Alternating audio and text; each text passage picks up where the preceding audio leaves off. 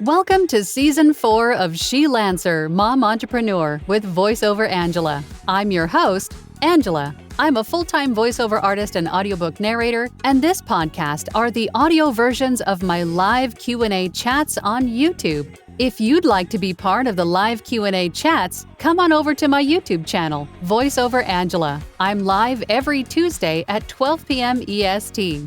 We talk about voiceover, the business of voiceover, audiobooks, and so much more. Find more information on my website, voiceoverangela.com. Enjoy today's episode.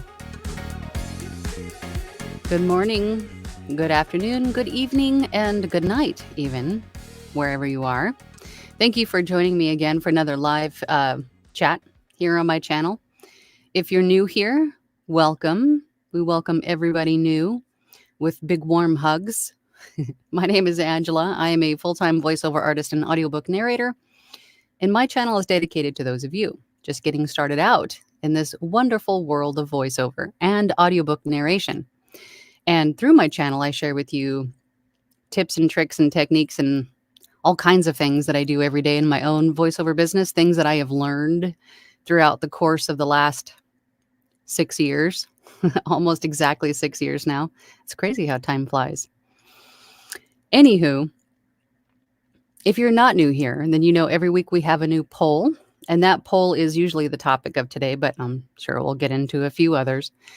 And this week the poll is, how often do you hear that you sound robotic in your voiceovers?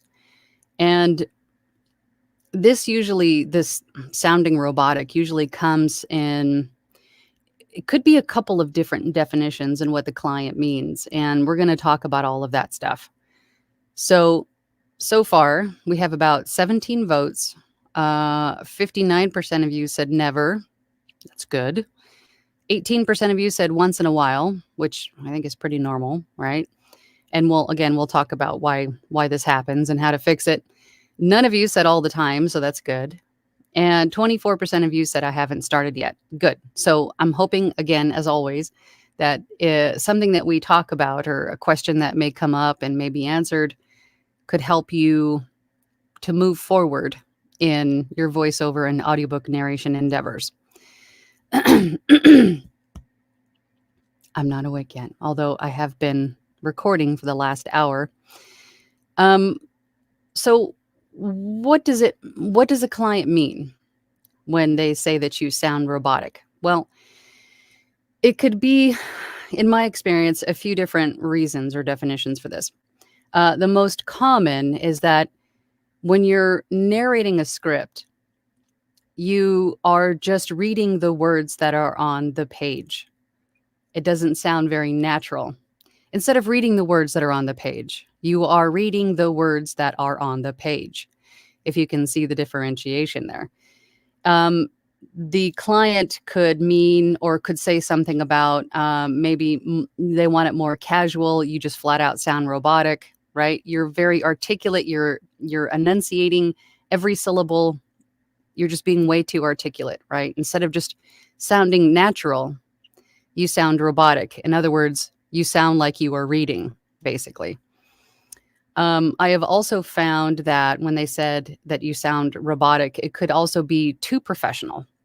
And I know that we come across some scripts where, let's just say medical narration, because that's a good one. When you're coming across a lot of words that you're unfamiliar with, that you have to look up the pronunciation for. And if you do need to do this, side note, I highly recommend Merriam-Webster. Don't rely on Google for pronunciation. Go to Merriam-Webster. There is phonetic spelling, and there's also audio files that you can listen to the pronunciation. Also, along that same vein, if you're looking for like a regional pronunciation of something, Youglish is a great website where you can punch in a word into Youglish in the search bar, and it'll pull up YouTube videos where this word is being said. So, air conditioner just came on, so I'm sorry if you hear the noise. But that is a good place to go to hear like a regional pronunciation of something. Don't want to get too far off track here, but So if you're narrating medical narration and you're having to look up a lot of words, of course they're not going to sound very natural, right? So then everything around it sort of has that same sound, or you're trying to sound too professional, right? And articulate more often than you normally would.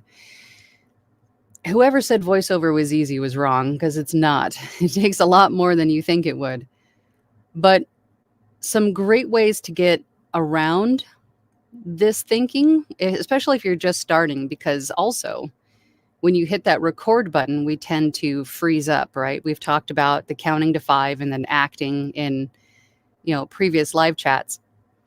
But you hit that record button, then you're like in your head, you're like, oh, I need to be the voice actor now. I need to use my voice actor voice instead of just be you.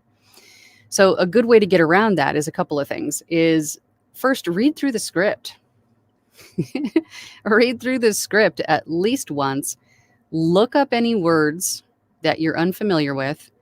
Change the script with a phonetic spelling, or make sure that you can fully pronounce the word as it should be, and then practice reading through that script several times to make it sound more natural, because that way you're not surprised by anything that comes up.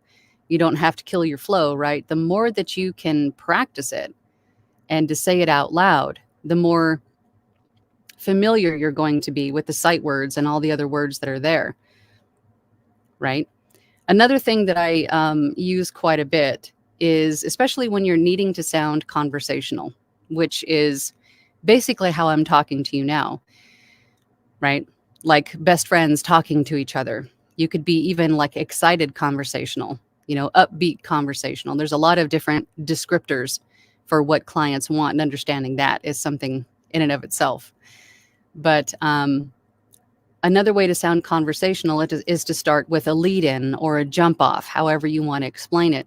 But it's basically, if you have a picture of somebody in your studio, that really helps to make eye contact with somebody and say, hey, Eric. Hey, Eric, there was this cool thing that happened today, and then go into the script. That sort of tricks your brain from voice actor voice to, this is just a conversation, right? This is just a discussion with a friend. Insert whoever's name, right? You don't have to use Eric. You can say, hey, Angela, guess what? I heard about this cool thing. Let me tell you about it, into the script. That really helps with tricking the brain. So you don't just go into the script sounding like the voice actor with your voice actor voice, right? And don't get me wrong, I'm not making fun of anybody, but I know that we've all done this from time to time, majority of us anyway, myself included. You get excited about hitting that record button. I'm going to be a voice actor, so I'm going to use my voice actor voice, right? We've all been there, I think, majority of us anyway. So I'm giggling about it because, been there myself. And a lot of people that I work with and that I talk to throughout the course of the days, a lot of questions that I get. I mean, this is still a prevalent issue, so I thought it was pertinent to bring it up today and talk about it. And I'm sure there'll be some comments in the comment section asking more questions about these things. So with that said, how do you get around the robotic voice, if you've heard that before? Also, I think, quick side note, because I wanted to mention this earlier, as far as what the clients are asking for, sometimes they're not quite sure how to articulate what they need. So sometimes you just have to make your best judgment, again, by reading through the script a few times out loud and making your own best interpretation based on how you feel the script reads to you, as far as what the tone should be. And then also using the client's direction as, a way to figure out which way to go as far as tone. I'm trying to thwart the tangent. I had all these voices in my head. No tangent, pumping the brakes.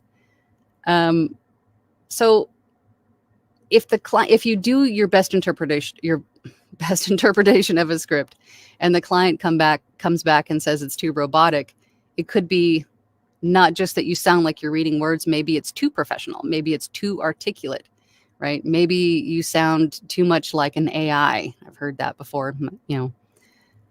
It's a blessing and a curse sounding like Siri. I can't help it. But um, anywho, I feel a tangent coming. So let's just go to the comments so we can thwart that. Oh, by the way, I'm doing like a 7-day trial on the 1080p resolution. Do I look any different? I don't feel like I look any clearer. I don't know if it's worth it at all. 1080p. I don't know. Side note. Let's go to the comments. Let's get rid of that. And let's go over to the comments. Let's see who's first in. Caesar. Hi, Caesar. Caesar says, there might have been this one time where I was overcompressed, resulting in a less than dynamic sounding read. But other than that, I'm usually told the opposite, that I sound real and natural. And you do. You do. And that is another thing, too. Your audio quality could be a reason that a client says you sound robotic. Maybe you're over-processed. I usually find that noise reducers will do that most often, because if you think about, at its core, a noise reducer is there to remove like low frequency hum or low frequency sound, right? A low frequency. And if you use too much of it, then it's going to not only reduce the noise in your room, but it's also going to take those delicious deep tones out of your voice as well, making you sound sort of tinny or pixelated, sort of not natural, almost like a machine. So that's another reason that people could say you sound robotic. So something to keep in mind. And again, ask questions. It's okay to ask your client questions. It shows that you're invested. It shows that you're professional. It shows that you want to give them what they want, right? There's no shame in asking a client questions. I hear that all the time too. What do I do in this situation? Ask the client what they would like, right? They're paying you to do something. Ask them, for clarification. It's okay. I promise you. Caesar says, which apparently is difficult. It can be. I think some people just have this natural ability to sound natural when they're narrating, and some other people need a little bit more practice and time. Completely normal. I personally find it easy to follow the ebb and flow of emotions during a read. Not saying I'm perfect, it just comes naturally to me. That said, hello, Angela. Hello, Caesar. Hello, everyone. It'll be a while longer before I start recording again. My dehumidifier was wrecked in transit. Just a comedy of errors, man. Dang. And now I'm waiting for a refund. It sucks, but c'est la vie. At the very least, I have my dry cabinet. Well, that's good. All my mics are in there, all tucked in and cozy like. The new one's in there too, snug as a bug in a rug. Can't wait to use it. All in good time. Yeah, I'm sure. Can't wait to hear it. Rustic Hillbilly is here. Good morning. Good morning to you. Dylan is here. Hey, Dylan. Morning, all. I've never heard that, but most, if not all, of my reads are character-driven, so the emotion is built into the script. Yeah, I think you're also one of those people that just has a natural ability to sound natural, right? I don't think we've ever told you that you sound like you're reading words when you're reading or narrating. Not everybody can do that right out the gate. And I think a lot of that is just mental, right? We do that to ourselves because we don't speak like that every day. When you call up your best friend or whomever on the phone, you don't sound like this. You sound like this, right? So I think it's just a mental thing when we hit that record button that we kind of overthink it, And some people do that and some people don't. Jim Williams is here. Good morning, Jim. Sometimes pollen gets on the vocal cords and makes reading aloud harder to do. What do you do for that? I've been using Flonase and it has helped. Allergies, colds, anything to do with the sinuses and throat is a real problem for voice actors, but also, human. I mean, we're all going to have those days and those times when, I'm dealing with it now. I just can't get rid of my sinus issues, but I use the Simply Saline to to help flush stuff out. Personal steam inhalers. I'm sure you've seen those. I have one of those that I recommend that I've purchased myself on my website along with other stuff that I recommend. But it's basically a mask and it steam, and you inhale the steam. Apparently, I need to use it now. But obviously, steam, Flonase. If it's more throat, there's throat coat tea, which is great for that. I think it's the slippery elm bark that's in it that really makes it slippery, I suppose. I don't know. It's sort of soothing to the throat, but it does have a black licorice sort of a flavor to it. So if you don't like black licorice, then although they make a different flavor now, correct me if I'm wrong, is it eucalyptus that they now make that in throat coat tea, I think? But of course, it's going to be different for everybody, what the actual problem and what the root cause is, and then your approach to it. But rest, hydration, of course, always something I recommend. Listen to your body. If you're getting raspy, if you can, stop. Give yourself some rest. Rest and hydration. Caesar says to Jim, that's a bummer. Have you considered investing in an air purifier? That's a good one too for a recording space. You can always let it run for a few hours, then switch it off when recording.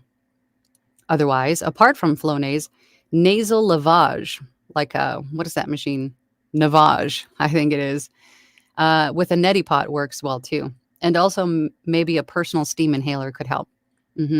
If you have funky sinuses like I apparently do, you could use one of those neti pot things or navage, not to be gross, but it just kind of, flushes everything out, to put it nicely.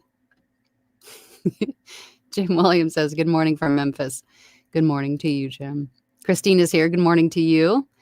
Dylan says, I tried a neti pot once. My nose has been broke enough times that only one side works.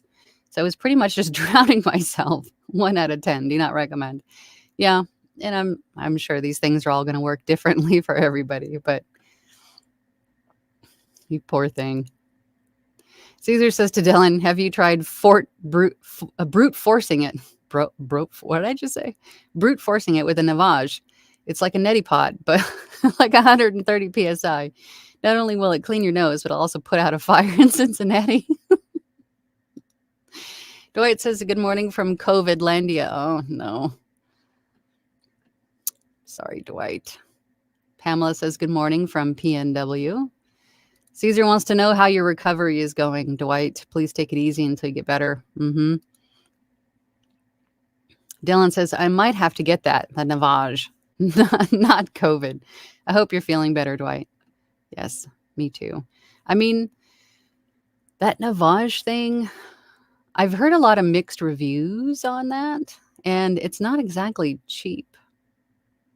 I'm trying to remember how much it is, but in my head, I was like, oh, I don't know if I want to spend my money on that if it may or may not work. But I guess that's a risk you take with just about anything, huh? A cup of tea says, good morning, all. Morning to you. Donnie says to Jim, if my allergies get too bad, I will take a hot shower. I have to be careful with meds or I will end up sleeping in my studio. I can't take anything with like codeine in it. That same just knocks me right out. A hot shower with the steam, definitely a help. Paximus is here. How you doing, Paximus? I haven't seen you in a while. Good morning, Angela. How are you today? I am fabulous. Thank you. Glad to see you and the rest here today. I've never been told I have a robotic voice. Just starting. Narration reads aloud, but not robotic sounding. Well, that's good. But also keep in mind, and not just to you directly, Paximus, but anybody watching, we become accustomed to our own sound. And because we get used to it, it doesn't mean that it's dialed in or where it should be. This is why having, a group of peers that you can bounce things off of, listen to your demos and your reads for performance and audio quality feedback. It's important to do those things because I was in that bucket myself where I was, it took me about a year and a half before I sought out any kind of coaching. And at that point, I already had some bad habits that were sort of ingrained. I was just used to doing things in a certain way, and they weren't necessarily good. But to me, they sounded fine. We just get used to it and we don't recognize that we're doing something or sounding a certain way or have too much compression or too much noise reducer or whatever it is, whether it's a performance or, technical. So be sure to get first and foremost, join those Facebook groups. Join a mastermind, have a group of peers that you're comfortable asking questions of and getting feedback from. And do that often. It's definitely helpful in many different ways. Where was I? Caesar. Here we go. Whenever someone says voiceover is easy, I say, imagine a movie, but you're like the whole cast and it's 10 hours long. That usually shuts them up. Yeah, especially for audiobooks, for sure. Yeah. Don't get me started on those social media posts where they say, do you speak English? Do you want to make $1,000 an hour? We're using just your voice in your pajamas with your iPhone?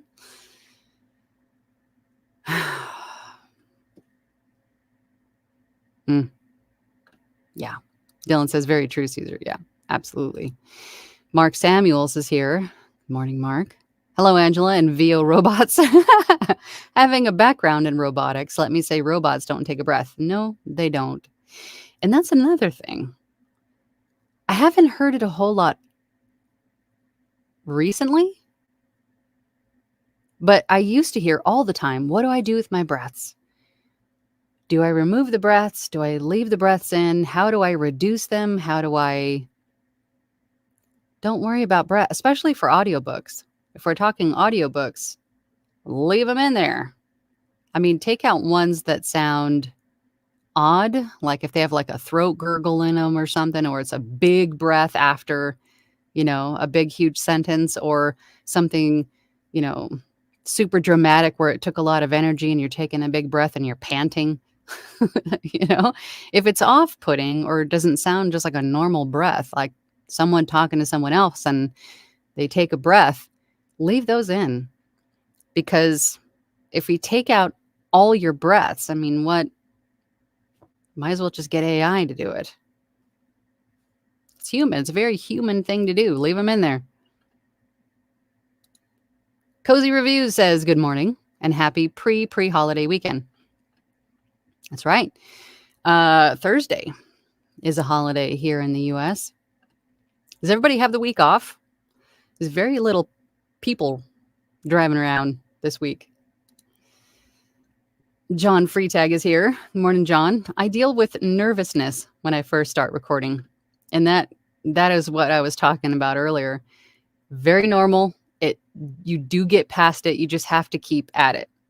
You have to be actively doing it, practicing it, and then you will eventually get past it. I promise you.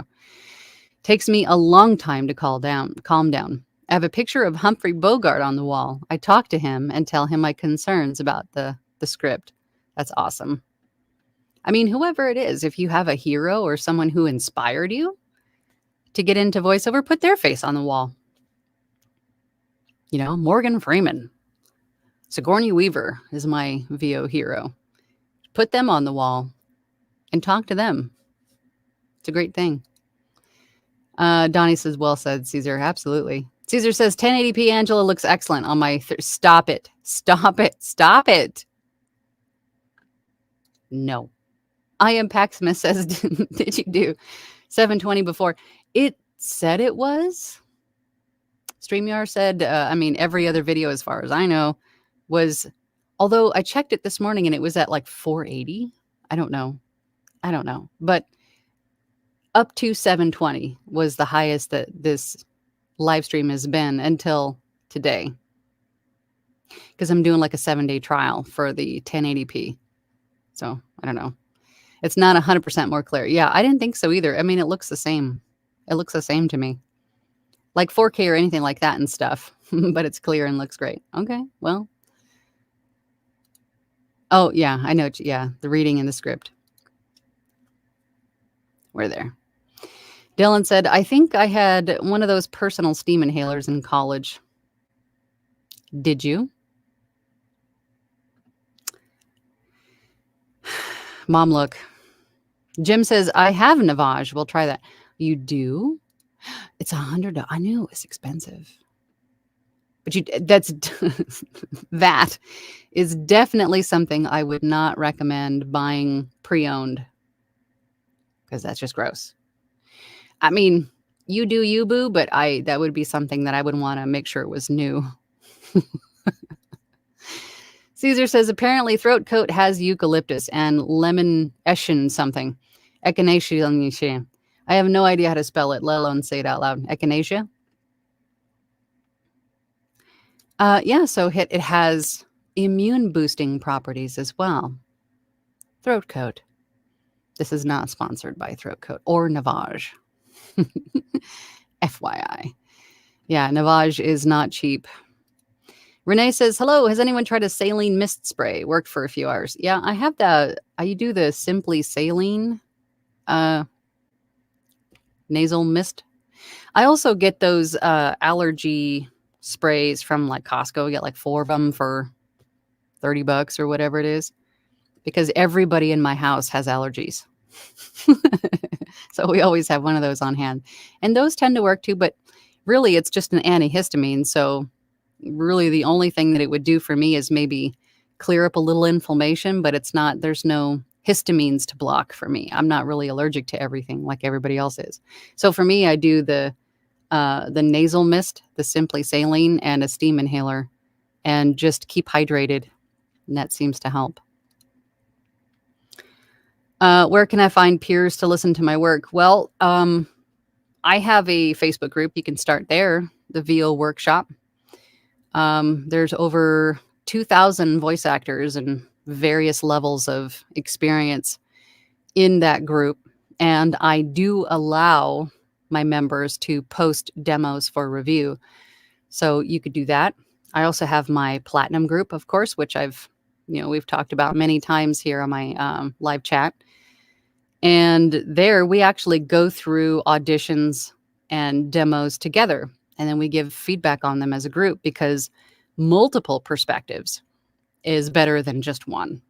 I mean, one is great, but multiple perspectives is even better, especially when you have opinions from somebody, excuse me, that may have a more developed ear because they're more on the technical end of things than the performance end of things, right? So getting feedback from a group is very advantageous.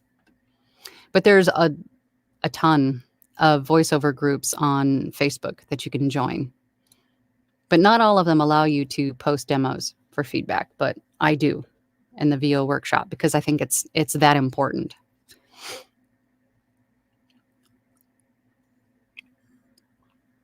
Coffee break. All right. Tycon Delar says, I suffer from Mr. Voiceover syndrome. Yeah, I did too. As soon as I start recording, it's annoying, but family members find it funny. I can't help sounding broadcaster-ish, so I start with, hey, man. Exactly.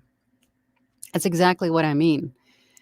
I think I mentioned this when we talked about the 1, 2, with counting to 5 and then acting, is hitting record first, right? When you're about to do an audition or record something, hit the record button on your DAW and then cover your DAW with your script so you're not even seeing it. And then start practicing it. Practice your script out loud. And then when you're ready, give it your final take. You can always cut out all of that stuff. In the beginning, you cut out all of that dead air, all of that practice time. Who cares?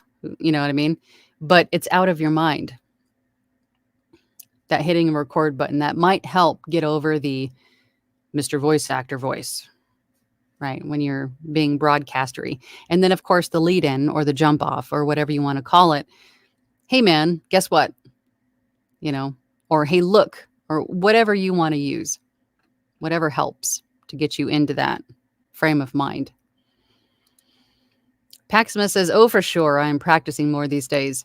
It is easy to get used to doing things, getting used to our sound. So, guess who's joining?" That's awesome. Um, Caesar says to Jim, "Might I casually recommend joining Angela's Platinum group? There are lots of peers to make there. We're very supportive and are invested in everyone else's success. We are." Um, and I know it's my group, so I'm a little biased, I know, but I mean, in my 6 years in doing this, I've been part of many groups and circles, and my platinum group, in my experience, is one of the more supportive and non-judgmental. Everybody's there with the same goal, is to make themselves and everyone else around them better. It's all supportive and constructive, and it's an amazing group of people. Amazing group of people. Caesar's not wrong. Dwight says, "Thanks for the well wishes. I am actually doing much better, and just as in 5 minutes ago, tested negative for the first time in 1 week and a half. Actually working today. Logistics mostly, and organizational meeting mentorship." That's great. That's great. Negative test results. That's awesome. It's a long time. COVID. Unwelcome, long-staying guest. Caesar says, "People who say you can get rich quick with voiceover is like Grant Cardone saying you can invest in real estate with $300. Makes you want to hit someone with a refrigerator. That would be quite the feat in and of itself." But I get you. My cup of tea says, "I wish I had the week off. Working an office job and we only get 4th of July off." Well, at least you get the 4th of July off. My fiance has a half day that he has to work that day. My boss is a little bit more lenient. However, my boss is making me work on July 4th. So, Caesar says, "I have a funny relationship with nervousness. It hits after I'm done narrating, not during. Then I stare at the waveforms for a good 2 to 3 hours before hitting the submit button." Yeah, that doubt, that dare I say, imposter syndrome, perhaps, is what causes it. I mean, imposter syndrome is real. And I think that also has a little bit to do with maybe freezing up while you're narrating and causing you to sound robotic because you're overthinking things. Excuse me. So I think when I talk about fear causing a lot of the issues that we experience, that we do it to ourselves, I think recognizing that you're fearful of something is the first step. Recognizing it. And then how do you deal with it? What is the best way for you to deal with it? For me, the best thing that I have done was to get organized. So everything wasn't just kind of floating around my head. I was getting like an agenda book where I can write things down and stay on top of deadlines, appointments, meetings, things like that. Time blocks where I have to work, time blocks where I'm taking a break. If you have to write all that stuff down like I do, get an agenda book and write it down.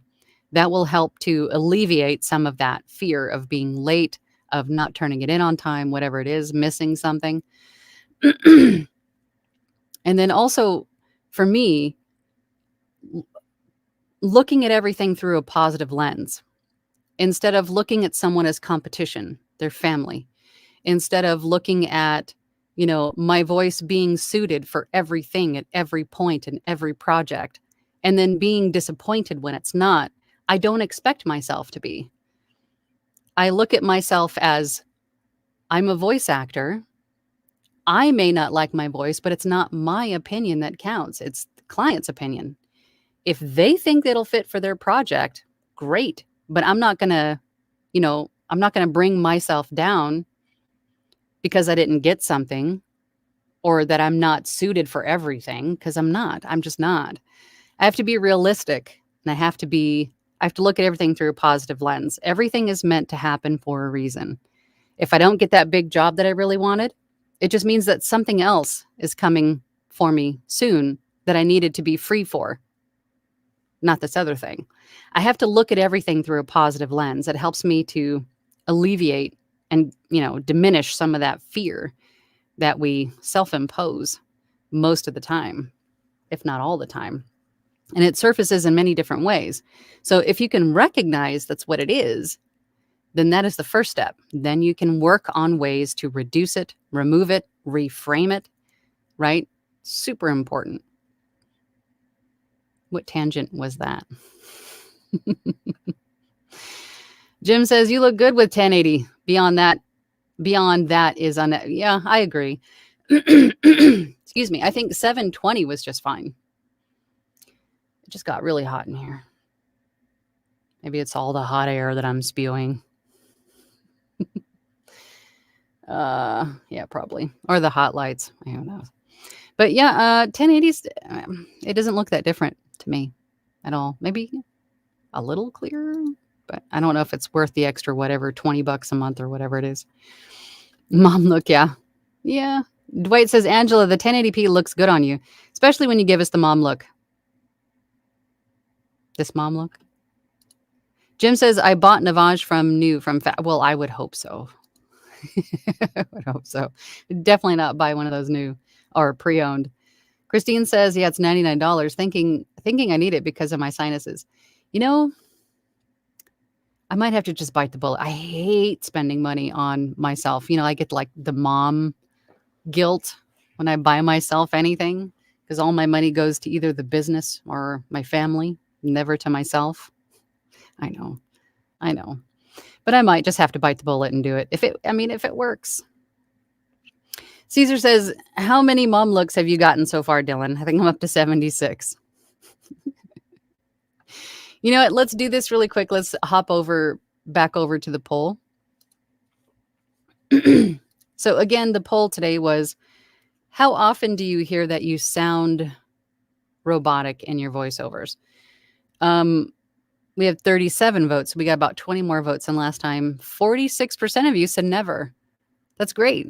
You guys are all like natural storytellers, natural readers, out louders, voice actors. 27% of you said once in a while. None of you said all the time, so that's great. 27% of you said I haven't started yet. So again, for those of you who haven't gotten started with this yet, I'm hoping that something we've talked about it will help you in maybe overcoming the fear of XYZ, or using the lead in or the jump off, or practicing a few times will help you to not ever hear that. Hopefully.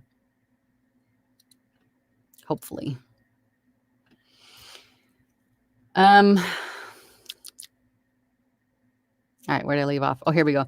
John says, be careful of using humidifiers if you're using an AC to cool your studio. You're basically creating a war between the two, and your AC will lose. Luckily, here in the desert, I don't have to deal with a whole lot of humidity, but for those of you in humid areas, words of advice. Donnie says, damn, mom looking 1080p. My life has reached a new level. And on a 7. No. I like to think of all of you watching me on like a phone screen. That's it. That's about as big as it gets. Introverts unite. Dylan says, I started a whole after you, Caesar. I'm only at 54. Caesar says, got up those numbers, Dylan. Dwight says, Navage works great, but like any air moisture type device, i.e. CPAP, Navage, nebulizers, you have to clean it every day. I would hope so. And use distilled water to prevent Legionnaire's disease. Yes, it is a fire hose. Oh my gosh. Christine says, Navage, $99. I probably need it for my sinuses too. The saline action is less drying than the mucus clearing tablets. For sure. And here, listen, there's risk you take with everything, in one way, shape, or form. So if you take tablets, it dries you out too much, which could cause irritation or nosebleeds. If you do navage, there could be, if you don't clean it properly, there could be, bacteria and stuff left behind. I mean, there's really risk with anything that you do, right? You just kind of have to weigh all of the options and choose the one that best works for you and try it. I'm not a medical doctor. We're just talking educational purposes only. Donnie says, I still have days where I battle my I'm not good enough demons, and I'm starting to win more than I lose recently. Well, that's good. I would think at a certain point in getting this started, in the practicing and doing this, and in the maybe getting a couple of jobs or getting some auditions under your belt, and you can look back when you have those I'm not good enough moments, or the imposter monster comes and knocks on your studio door, you can stop and think back to the very beginning when you first started and remember remember all of the little wins. This is why it's important to celebrate all the little wins and look back on those and then realize how far you have actually come. And that will help you to kick that imposter monster out. If you can remember to celebrate all your little wins and even write them down if you have to, and even make little goals for yourself. Once I submit that first audition, I'm going to eat a Heath bar, or, reward myself with something, right? You could do that too. So it's memorable, right? It's notable and memorable. And I mean, yeah, write those things down. And then, the imposter monster. Is that what we were talking about? Getting old stinks. But writing these things down is definitely going to help you when, you start to doubt yourself and you go, okay, I have come a whole lot further than I thought I did. Comparisonitis was the other thing. Remembering that other people have walked a different path, started at a different time, and probably with a different purpose and a different intent and a different pathway altogether. So you're not really comparing apples to apples when you're comparing yourself to another voice actor. You probably have different voice attributes. You have different, deliveries, specialties. We're so vastly different in every way, just about, other than the profession that we have. So you can't really compare yourself. It's apples and oranges, right? So you have to remember those things when the imposter monster comes knocking.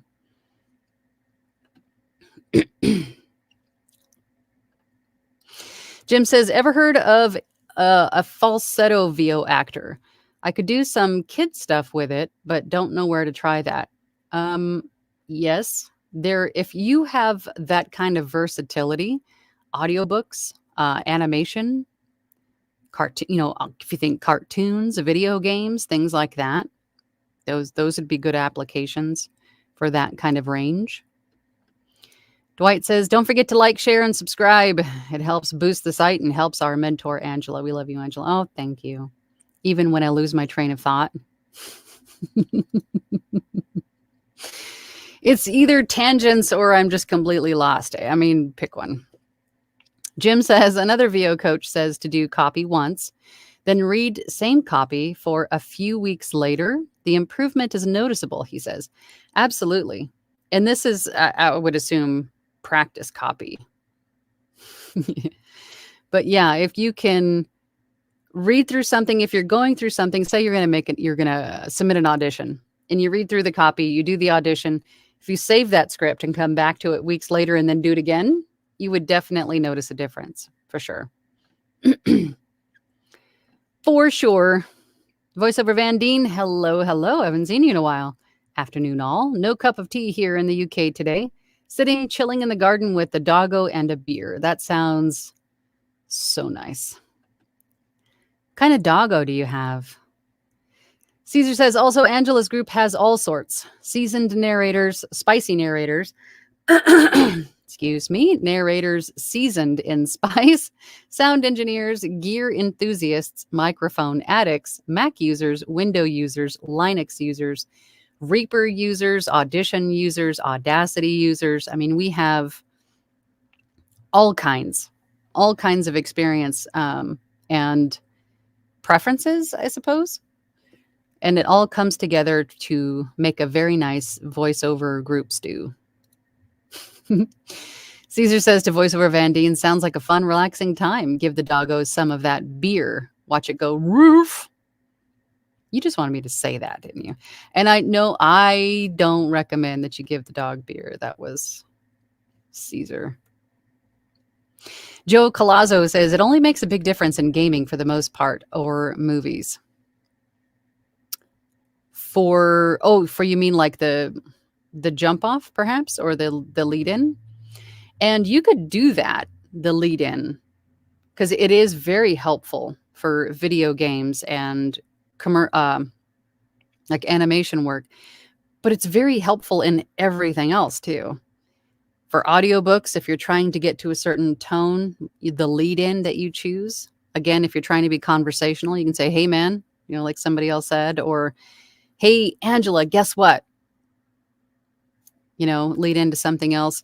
Video games, there's all kinds of lead ins, or even like non-verbal things that you can do, like a sigh, like you're clearing your throat, like you're just disgusted. You can do all of those things. The client may thank you for those things. Or if it's not a video game or something that doesn't need that stuff left in, cut it out later when you edit it. But they help. They definitely help. Mark Samuel says, how would a robotic voice change its tone in the middle of a read? I think, well, we're talking about voice actors here, and if they went from robotic sounding and then went into a more natural read in the second half of the read, they probably got more comfortable, because it usually takes about a minute to 2 minutes to sort of warm up and find your groove. This is why you'll also hear other like voiceover coaches or, thought leaders and things say to read the first 2 minutes, and then at that point, start over. Or when you get to the end, read the first couple paragraphs again, because you've warmed up, you found the groove, you got comfortable with the read. You can usually hear a vast difference between the first couple of minutes and the remainder of the read. So that's usually what happens there, is that the voice artist became comfortable with the read and didn't re-record the first 2 minutes. That's what I think. Fraggin' Wagon says, I'm afraid not to get my first gig, and I'm afraid to get it.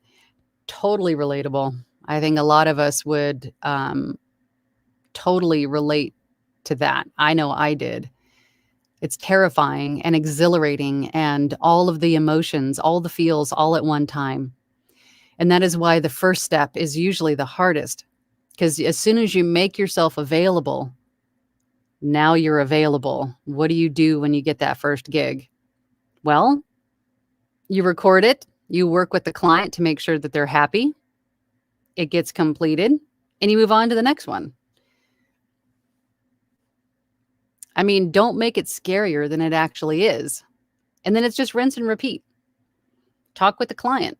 Make sure that you're giving them what they need, and move on to the next one. Rinse and repeat. Don't make it scarier than it is. But I know that feeling. You will get past it. You just got to do it. Get it done. Jim says, I am just confident, crazy to think I should try this out and not feel like I am not good enough to just try. Yeah, just try it. I mean, the best thing you can do is just to hit that record button and start recording. First one's done. First time recording yourself in your DAW, done. You mark that off your list. And then send it to the group that you belong to and say, hey, assuming that you've actually taken my advice and joined a Facebook group, or like my platinum group, for example, and say, hey guys, What does this sound like? How does this sound? And then you get feedback on that, and then done, off the list, right? It's just a process. You just got to start somewhere and then just keep going, keep building, keep growing, keep learning, right? It's a process. And again, that process is going to take as long as it's going to take. Don't force it. Don't think you're going too slow or you're going too fast. Everyone's going to have a different path, and it's going to take everyone a different amount of time because it's your path. Their path is their path. Don't worry about what they're doing. They're still reaching their goals, but in their way. You have your way. Your goal is different from their goal, right? Again, like for perspective, I've said this before. Other people want to be, play for the NFL. I'm fine with college football, right? Everybody's got a different endpoint and path. God, tangent number 4, 5. Good God. Oh, we have a super chat. Hold on. Hold. I'm coming. Dwight. Thank you, Dwight. That was very sweet of you. Just because I miss you in the group. Keep it up, my friend. Well, thank you, Dwight. I appreciate you. That was very kind. Thank you, Dwight. You're so sweet. Paximus says, I have more time currently to record my narration VO stuff now, so join the group to get feedback moving forward. Happy to be joining your group. Imposter monster. Is that what we're talking about? Yeah. Yeah, the imposter syndrome, imposter monster. I'm sure there's a lot of other names for it. But yeah, pretty much. I'd be glad to have you, Paximus. The more the merrier. The more perspectives we can get, the better. The better off and stronger we'll all be. Donnie says, okay, so like when I finally get a video game gig, I will start wearing pants. Jim says how to join my Facebook group or the Platinum group. Facebook group, just go to Facebook and then you go to groups, and then in the search bar, you type in the VO workshop, the VO workshop. I don't know why I'm doing this. And it should pull us up amongst a bunch of others. And there's a lot of great groups out there. If we're talking about my Platinum group, you go to my website, voiceoverangela.com, and then you go to the, what is it? I think it's the VO Workshop tab, and then you'll have the plans and pricing page where I have some of like my mentorship programs, and there's also the Platinum group or the Platinum member. That is what we're talking about, and that is a monthly subscription. We meet every week, every Thursday night for at least 2 hours, and we do all kinds of stuff. We do reads for each other. We review auditions. We talk about websites. We talk about how to set up Fiverr gigs. I mean, almost anything you can think of, we do that together as a group, and it's fabulous. Voiceover Van Deen says she's a miniature schnauzer called Florence. That's so cute. Florence, what a cute name. Oh my God. Caesar says to Voiceover Van Deen, she must be adorable. Put her next to your car. She could be Florence and the Machine. Donnie says, Jim, go to voiceoverangela.com and it will be on her page. How to join your group. Yeah, the Platinum, that's how you do it on my website. Dwight says, I like to use the Platinum group because it is filled with supportive but straightforward shooters. No trolls in there, safe space. Yes, that is probably one of the best things. I don't like trolls. I don't like people who are just out to,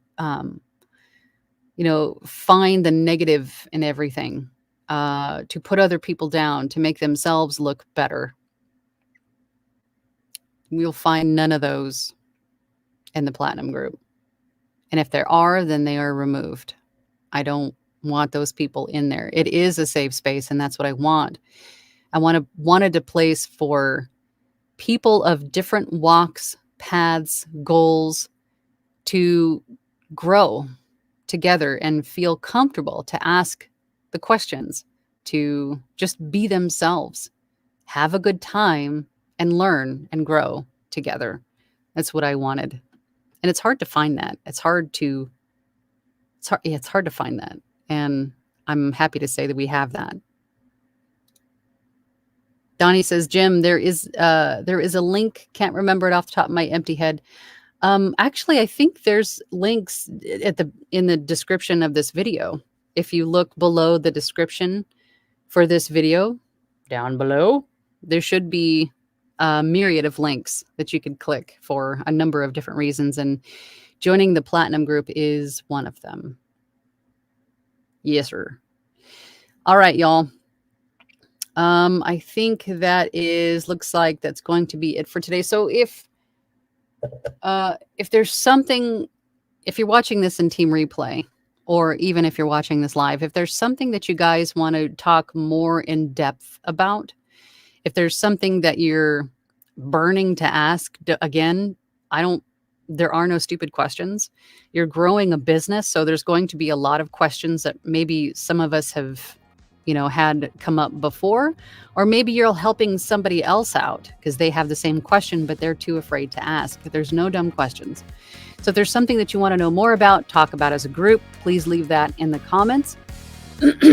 Otherwise, I will be here next week, same bat time, same bat channel.